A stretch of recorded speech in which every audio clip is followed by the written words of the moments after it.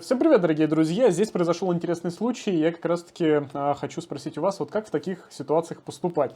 Имеем изначально 27 стриксу, которая пришла к нам на обслуживание, на замену термопрокладок и термопасты, которую мы впоследствии отдали. Там был отчасти, так скажем, наш косяк, забыли подключить подсветку с обратной стороны, но не это главное, а главное, что у клиента во время игровой сессии карта начала прям дико свистеть. Сначала, когда он нам скинул видос, мы подумали, ну, наверное, просто какой-нибудь там под кулер зацепился проводок, потому что они как раз там сбоку не особо удачно располагаются. Но по факту оказалось, что нифига подобного. То есть тему с подсветкой-то мы подключили, исправили, все там у клиента забрали, все, он там не понес никаких финансовых потерь, если что. Но проблема с высокочастотным звуком, который в данном случае происходит, никуда не ушел. То есть примерно вот так. При этом можно заметить, что у нас немножко скачет ТДП, но это отчасти иногда бывает даже норма, но иногда просадки там бывают аж до 40% ТДП и прочее. И вот сейчас мы будем с вами разбираться, что же здесь произошло. Конечно же, я знаю, в чем причина, и это тот самый случай, когда вы вроде бы берете видеокарту на обслуживание, а вдобавок получаете дополнительный геморрой, который как бы к нему изначально вроде как и не шел. Объясняю причину данного дефекта. Сейчас мы все это быстро подразберем. Поднимаем нашу карточку, видим, что все, прокладки заменены, все нормально. Причем мы их заменяем, так скажем, те, кто разбирал стриксы, знают, что здесь половина чипов не контактирует, но мы так или иначе кладем на все чипы. И вот давайте разбираться, почему у нас происходят лютые там просадки по потреблению, лютейший свист и все в этом такое. Да, кстати, небольшая ремарочка, что люди могут подумать, что это сейчас будет решение для устранения свиста дросселей на стриксах. Это не так, здесь немножко другой дефект, они просто похожи. В данном случае, если мы посмотрим вот на эту зону нашего ВРМ, видим, здесь располагаются вот такие 4 MOSFET транзистора. Это у нас QN3103. Их здесь несколько, так скажем, блоков. Чуть повыше еще один, ну вот пониже еще один. На обратной стороне тоже есть. И вот если мы вот так посмотрим, я думаю, что видно, да, цветовая палитра немножечко отличается у верхних и у нижних. В данном случае видим, что здесь у нас желтоватая такая уже часть, и здесь более такое светловатое.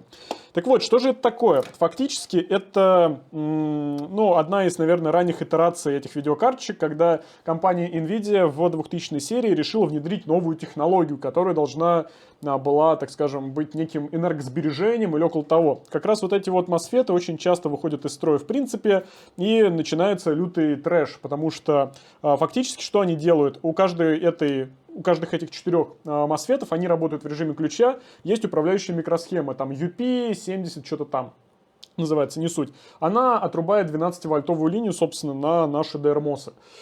И в результате, если вдруг у нас там подбит какой-то MOSFET, а их очень часто пробивают, то начинается, опять же, либо просадка по напряжению, либо еще что-то. Короче, начинается свист, треск и вся вот эта вот фигня. И тут самый главный вопрос. Разумеется, сейчас я это все дело поправлю. Мы проверим, что все, оно запустилось, больше не свистит. Но вот, самый главный вопрос вот какой.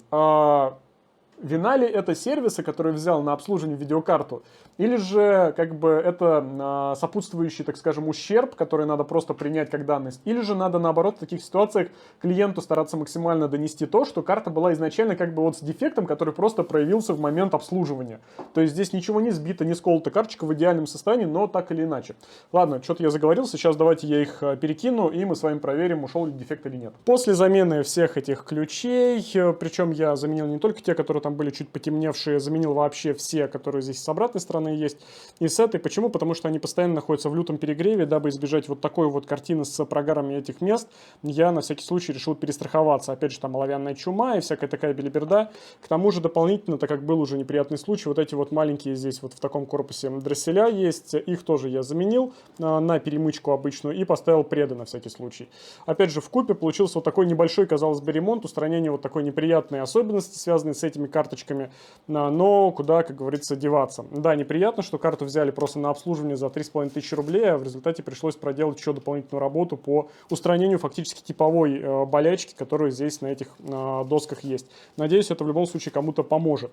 Ну и вдобавок хотел бы сказать, что у Asus не у всех стриксов есть такая беда, то есть, не ту взял, как раз таки, есть итерации плат, где в принципе эти узлы не распаяны, они здесь сделаны гораздо проще, здесь перемычки вот в этом месте, то есть, ну как бы здесь 12-вольтовая линия немножко иначе расходится. Опять же, Я так понимаю, что это все было сделано после того, как массово начались проблемы именно с этими узлами. На других платах, скажем, у политов, у некоторых и прочее, эти места, они, скажем, через термопрокладки даже прилегают к радиатору, потому что, ну, так как это все в режиме ключа работает, достаточно маленький ток через них проходит, и они действительно, ну, такое слабое место, по сути, возникает. То есть, фактически, я бы это назвал некой конструктивной недоработкой, которую, к счастью, в более современных картах вырезали, от нее отказались, и больше такого нету. Да, это не решает, опять же, подчеркну, потому что, боюсь, в личку мне опять сейчас заспамят проблему свистящих дросселей на корню, скажем, да, это устраняет свист, который возникает из-за причины вот этого вот как раз-таки энергосберегающего режима, можно так это назвать.